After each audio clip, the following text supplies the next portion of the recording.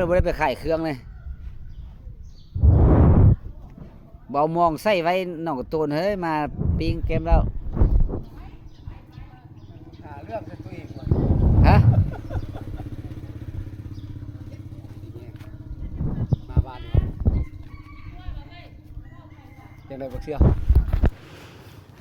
บอกสิบมาแล้ว ผมมาบ่ได้แล้วเขาสิไปเอาตู้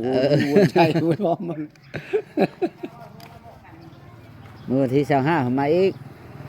มาดองอีก เออ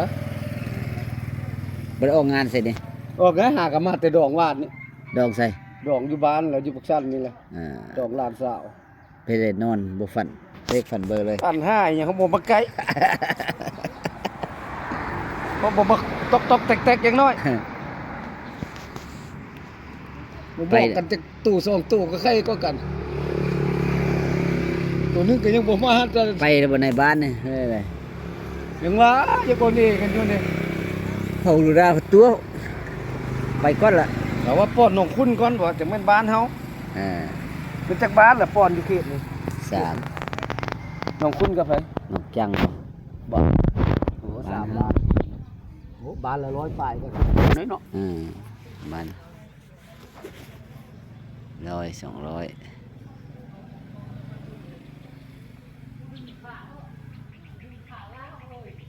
บ้านนี้ว่าสิไป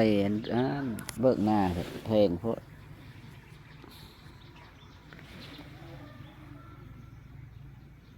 มวนขนาดเป็นดอง